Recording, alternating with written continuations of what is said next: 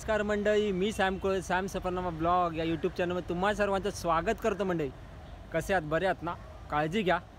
तर आपण आज आलेलो आहोत नॅशनल पार्कमध्ये आपण आज व्लॉग शूट केलेला आहे आपला। आणि व्लॉग 1 हा नॅशनल पार्कचा आहे आणि व्लॉग 2 आहे हा कान्हेरी लेणीचा आहे। त्याच्यामुळे जर मंडळी तुम्ही हा नॅशनल पार्कचा व्लॉग पाहिला नसेल तर पार्ट 1 मध्ये जाऊन पहा। मी लिंक दिली आहे डिस्क्रिप्शनमध्ये नॅशनल पार्क पार्ट 1 म्हणून, तर तुम्ही जाऊन पहा। ट्रॅव्हल प्लॅन कसा असेल काय असेल मी त्याच्यात सगळं सांगितलेलं आहे। तर पार्ट 2 मध्ये येणार आहे आपली कान्हेरी लेणी। तर कान्हेरी लेणी ही खूप जुनी लेणी आहे आणि त्याचा खूप मोठा इतिहास आहे।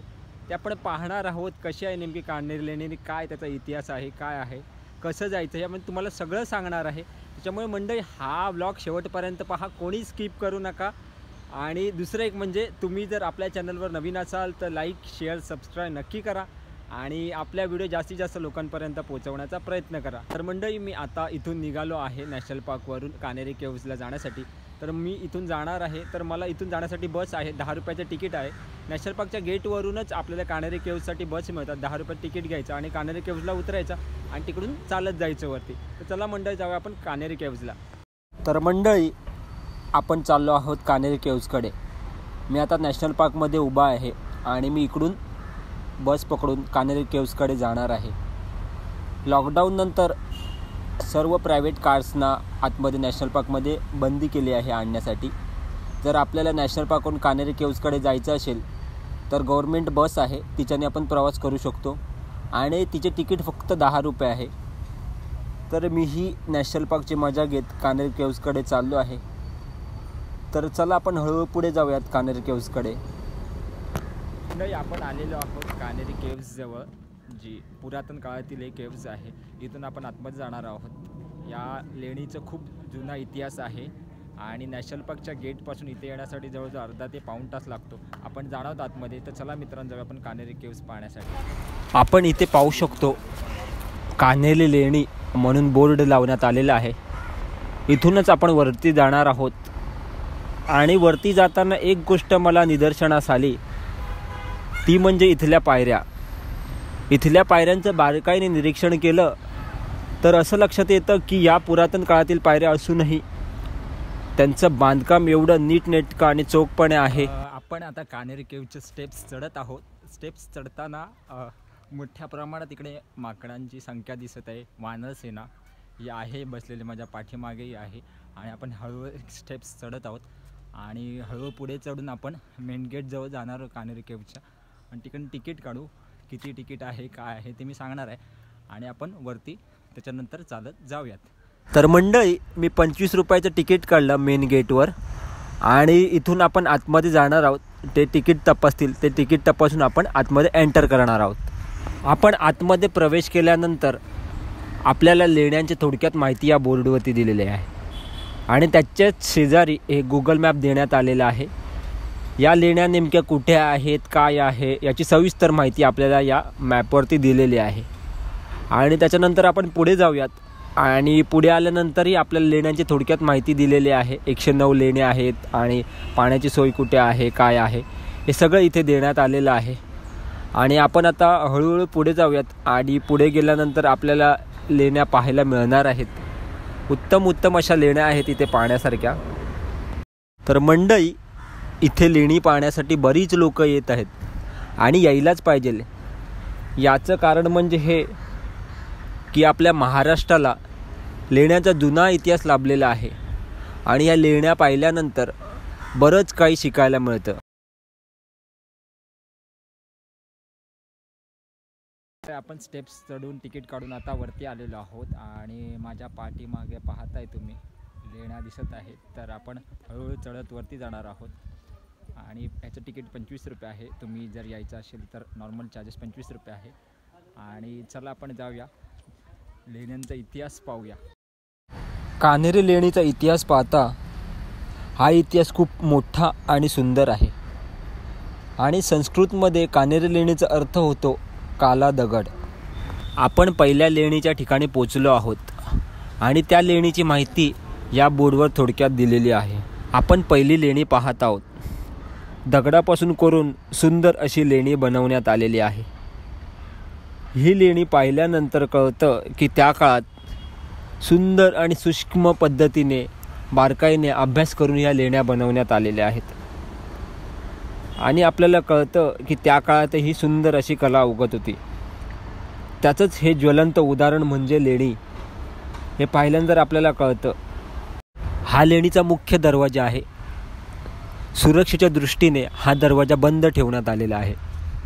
तर मंडळी, मी दोन्ही लेण्यांच्या आता सभामंडपात उभा आहे आणि तुम्ही पाहू शकता दोन्ही लेण्या कशा सुंदर बनवण्यात आलेल्या आहे. अतिशय सूक्ष्म आणि बारीक कोरीव काम आहे हे आपल्याला इथे दिसत आहे. आणि मंडळी, आपण ज्या ठिकाणी आता उभे आहोत तो परिसर पूर्वी काळ खडकाळ भाग म्हणून ओळखला जायचा. आता त्याला लेवल करून एक व्यवस्थित सभामंडप बनवण्यात आलेला आहे. आपण आता 2 नंबर लेणी पाहणार आहोत. आपण पाहू शकतो या लेण्या दगडाच्या कपारीतून कोरून उभारण्यात आलेल्या आहेत. आणि या लेण्या पाहण्यासाठी बरेच पर्यटक येत असतात. तर मंडळी, तुम्हाला प्रश्न पडला असेल ना, कान्हेरी लेणी कोणी बनवण्यात आली? तर इतिहासाच्या शिलालेखानुसार कान्हेरी लेण्या या मौर्य आणि कृष्ण सम्राटाच्या शासनकाळात बनवण्यात आल्या आहेत. कान्हेरी लेणी ही 109 लेण्यांचा एक संग्रह आहे. आपण आता लेणी नंबर 3 या ठिकाणी आलेलो आहोत आणि आपण पाहू शकतो लेणीच्या बाहेरच्या बाजूने सुंदर असं रेखीव आणि कोरीव काम करण्यात आलेलं आहे. ते ही लेणी पाहिल्यानंतर कळतं आपल्याला.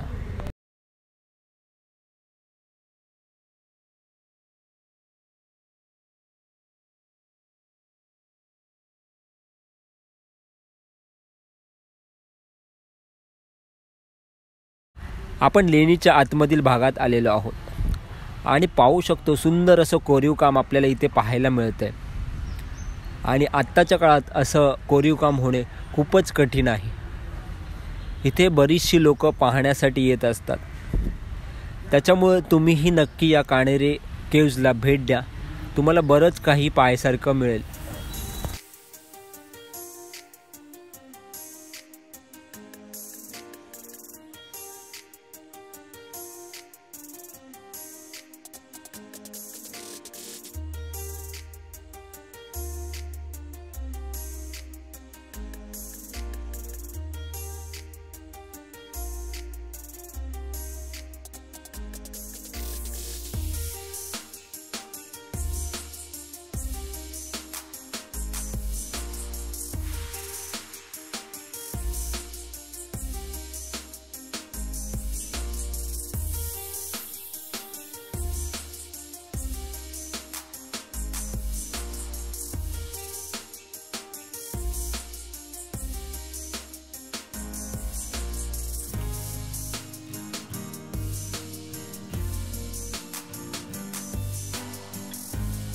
आपण आता चालत चालत वरती चाललो आहोत आणि आपण पाहू शकतो दगडांपासून कोरून कशा पायऱ्या बनवण्यात आलेल्या आहेत.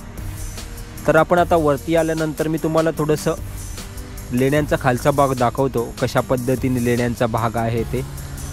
आपण पाहू शकतो कान्हेरी लेणी ही कशी निसर्गाच्या कुशीत वसलेली आहे ते.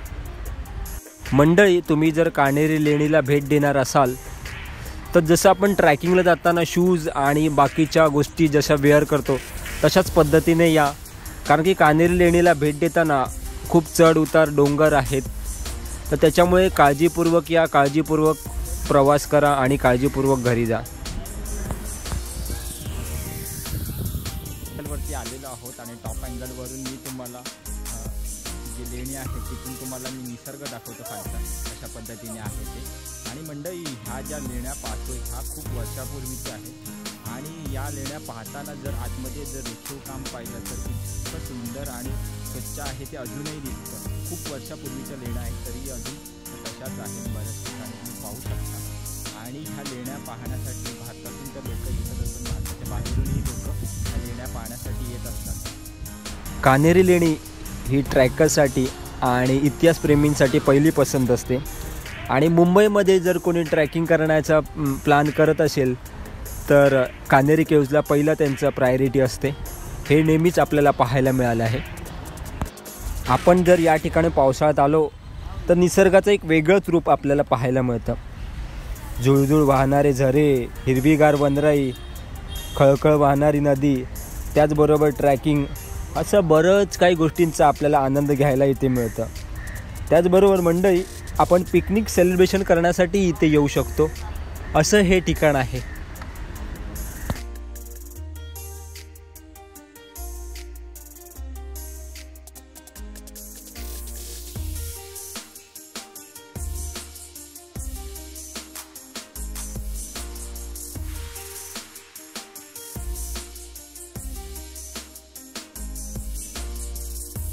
आपण आता थोडं वरती आलो आहोत. वरून आपल्याला लेण्यांचा सुंदर असा परिसर पाहायला मिळतो आहे. त्याचबरोबर सुंदर असं निसर्गही आपल्याला इथे पाहायला मिळतं आहे. काय मित्रांनो, सूर्य मावळतीला आला आहे आणि लेण्यांची ट्रॅकिंग करणं म्हणजे एक वेगळीच मजा आहे मित्रांनो.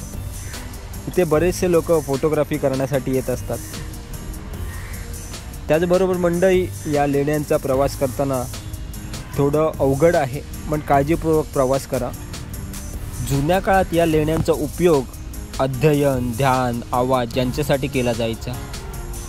इथे मोठ्या प्रमाणात दगडही आढळून येतात आणि या मोठ्या लेण्यांचा उपयोग पूजा, तसेच धार्मिक सभा यांच्यासाठीही केला जायचा. आणि या लेण्यांचा मुख्य भाग आयताकार आहे आणि दगडापासून सजवलेला आपल्याला दिसून येतो. तर मंडळी, आय होप तुम्हाला हा व्हिडिओ आवडला असेल. तर मंडळी, आपला चॅनल लाईक करा, शेअर करा आणि सबस्क्राईब करा. चलो बाय बाय. पुन्हा भेटू नवीन विषय घेऊन, नवीन चर्चा करण्यासाठी.